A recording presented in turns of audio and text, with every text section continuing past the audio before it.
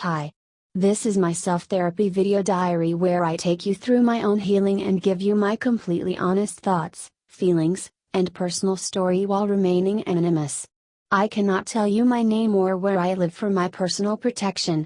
However, because of this, I can more openly share everything else about me to educate the public and advocate for myself and others in terms of mental health. In this video diary, I'm gonna share some seriously personal stuff about my life, my issues, and my take on mental health. Some of this can be really intense, so if you decide to watch these videos, be prepared to hear some things that are really emotional, and also, some things that may sound totally crazy. All I can say is, if you're interested in my self-therapy vlogs, watch them with an open mind, be non-judgmental, and watch what you say in the comments. My goal with this video diary is to help myself and others heal from our known and unknown traumas and make this world a more peaceful and healthy place. I hope to shut down the shame and stigma around various mental health issues as well as some misunderstood gifts many people have that have been mistaken for mental disorders. For the first time in a very long time, I am going to open up about the things I have had to keep inside for so long. I've never had an easy time opening up about my troubles, especially face to face with other people, and I'm really getting tired of having to keep my truth to myself and risk splitting off, so for once, I'm about to let some skeletons out of my closet. I'm still scared to do this, but I certainly feel more protected by my self-made confidentiality agreements, not telling my name. I guess I'll just start with an overview of my personality and the challenges I've been facing. So here goes. At 22 years of age, I still have all my best toys and play with them wholeheartedly. I talk to myself and imaginary friends for fun and do full-on role plays and such, and have been ridiculed for it as a kid. Everyone said it was not normal or that people would think me odd or immature, and insisted I should stop doing it, at least in public. I did stop doing it in public a long time ago, quite unwillingly. It hurt that my own loved ones wouldn't let me play like that around company. Why does it matter to people if I'm crazy? Why is it such a bad thing? Sometimes, crazy is a good thing. What I do is not a sign of illness, it's a sign of giftedness. Also, even if you do think there's something wrong with it, it's probably because you never tried it. Also, why should someone judge you if they don't know you? It's stupid. These days, I can blend in well with any crowd, but only on the outside when I'm playing the conformist. When I'm myself, I don't fit in with anyone really, unless I miraculously find a group of sensitive and imaginative people like me. I've been forced to hide many parts of myself from my loved ones and most other people, my imaginary friends, my sensitivities, my true feelings and thoughts, especially in conflict, etc. When I am myself, I don't feel loved by anyone but me, and when I am loved by others, it's mostly because I'm not myself around those people. I got a misunderstood sixth sense about things. I'm a form of highly sensitive person and I don't see anything wrong with it. However, most people around me do. All my life, I've been told to grow up, stop crying, and live in the real world. And now I struggle with being able to react to unpleasant emotional stimuli. When I feel upset, I cannot express it, it feels stuck inside my body. I have delayed reactions. I am not as easily able to cry when I need to, and whatever I need to say during a conflict does not come to me until after the fact. Most unpleasant feelings I've had recently are mostly a dull ache because my body and brain feel so disconnected these days. I feel like I have something similar to a computer virus that makes me act out of character and has made me numb or making me do stupid stuff like forget important things or procrastinate, or even break things I know not to break. I used to be so focused and motivated when I was younger, but I've been a bad procrastinator these days. Some of my favorite memories have felt blurry recently as if they're someone else's, and I'm someone who has had an excellent memory all her life. It's like I got a curse on me. I've been having a hard time getting myself to do certain things I enjoy, even though the horrible depression I fell into almost 3 years ago has mostly gone away since last year. Even so, motivation has been such a chore lately. Other than the small circle of buddies I'd grown up with, I don't intend on making many more friends anytime soon. I just can't trust anyone anymore. Even some of the people I love the most judge me quite harshly. I got some folks I'm not talking to right now. They don't know why, but it's because I'm grieving from our negative interactions and having trouble enjoying our positive memories I know I couldn't have gotten from anyone else. I can't stand aggressive people. I hate when people yell at their loved ones or their kids. I'm traumatized by my upbringing that was fraught with criticisms and willingness to punish and judge, especially the pro-corporal punishment belief system in my family. I am extremely against corporal punishment. I get so mad anytime I tell people about bad days and they insist on telling me to get over it or let go of the past or suck it up. I only hear it every frigging time and I'm tired of it. It doesn't help me, it never worked for me, so it doesn't serve me. Almost no one in my family or superficial social circle knows I'm going through a grieving process for my social and emotional traumas, but I am, because that's what I need to do to heal. You can't just get over something, you have to resolve it. Forgiveness, though, is not what starts the healing process, rather, it's a consequence of it. I've done too much forgiving and not being set free. I did it too soon in order to please my people. It's just not worth doing before you truly feel ready. I hate when people try to regulate my emotions for me, saying to breathe or to stop crying or whatever. I can't tell people about my old bad memories because they call me a drama queen or self-pitier. I've even been called a wallower, which is a big fat no-no. I, as an introvert, think the word hermit is an offensive and disrespectful label. No one has ever said it as a compliment, only to criticize something they don't understand. I've been beaten over the head for certain mistakes, and those same people expect me to not take it so hard after they've chewed my head off. Have you ever been expected to never make the same mistake twice?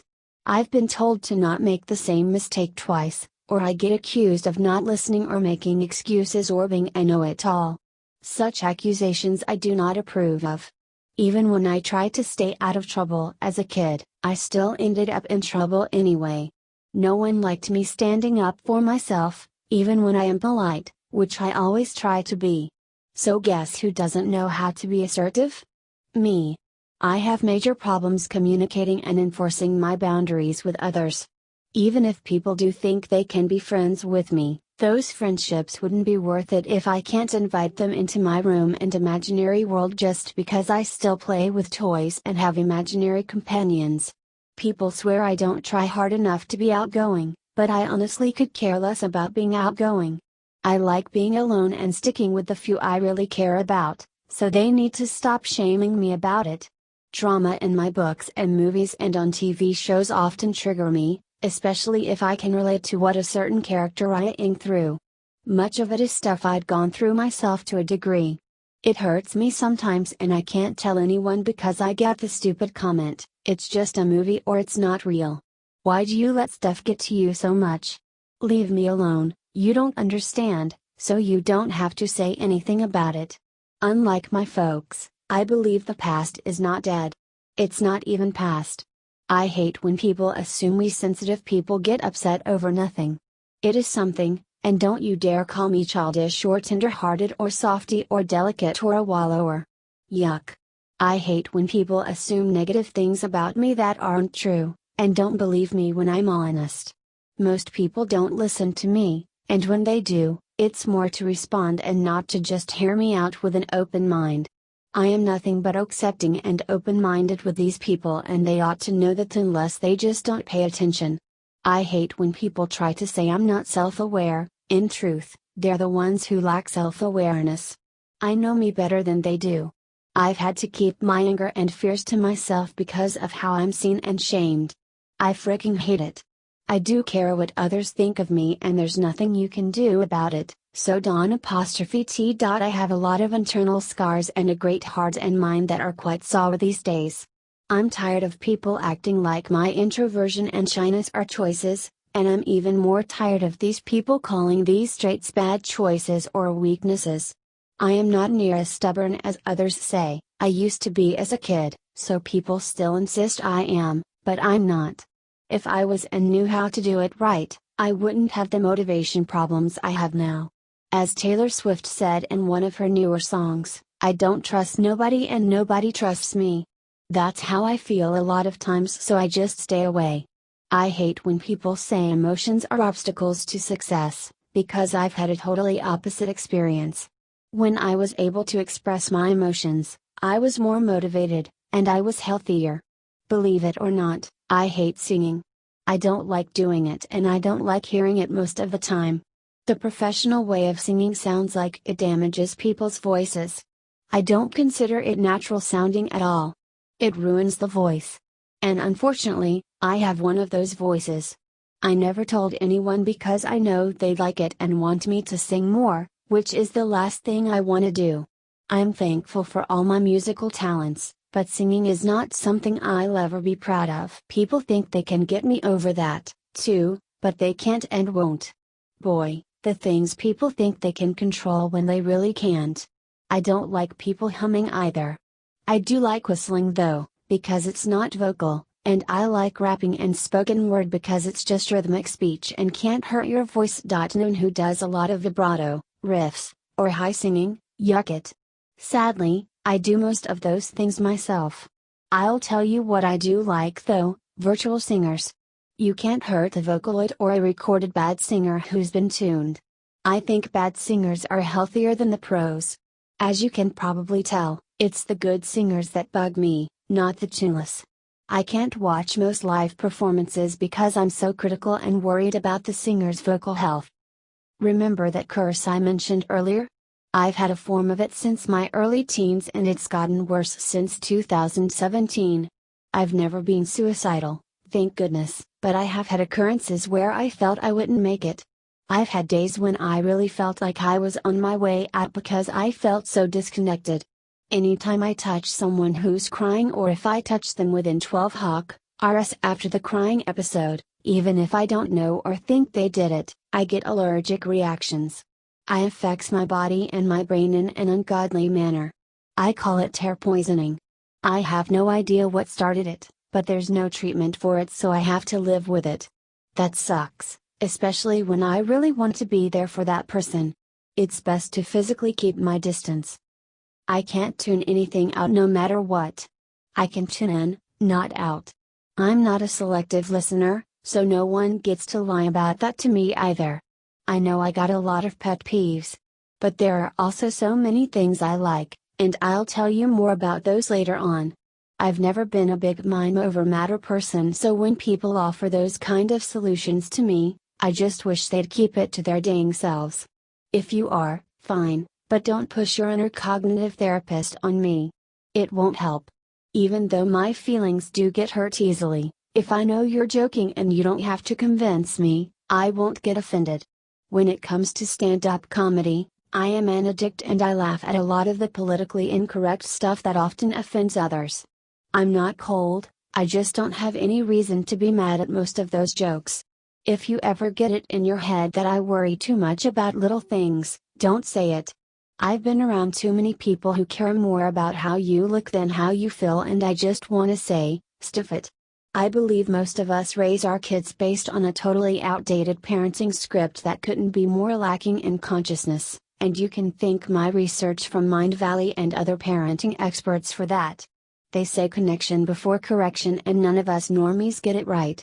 I used to just go with it because I didn't know any better and thought I deserved it, but now, I'm the devil's advocate in the family. Do you want to guess if I told them? Here's a clue, no. So there you have. Gosh, I'm scared about uploading this, so please don't give me any reason to regret it. This is just a little bit about my weird differences, and there will be a lot more coming later. Before I go, I want to leave this on a positive note by telling you my newest favorite discoveries I made during this sad past few years that I'm pretty sure saved my life. 1. I am a huge fan of subliminals. I discovered them in 2017 and enjoy using them like crazy. I'm even making some of my own. I can make a whole video about this concept, that's how enthusiastic I am about them. But I'll save it for another video. Anyway, if you haven't tried subliminals and want a resistance-free way to reprogram your subconscious mind directly, you should totally try some. 2. As someone who is a music junkie, Brainwave entrainment and other healing frequencies are an absolute blessing to me. Binaural, isochronic, solfeggio, whichever, I'm a sucker for all of it. It's brought me much relief during challenging times. 3. Energy healing. I absolutely love it. I can't tell you how much I love channels like Sapping Medicine, Rest Relaxation Reiki, Divine White Light, and whoever else I listen to. I love the concept of energy healing. It works on the body and mind, and it can also be used on food, water, and objects like crystals. It works like magic, and I do believe in magic. So, you get the idea.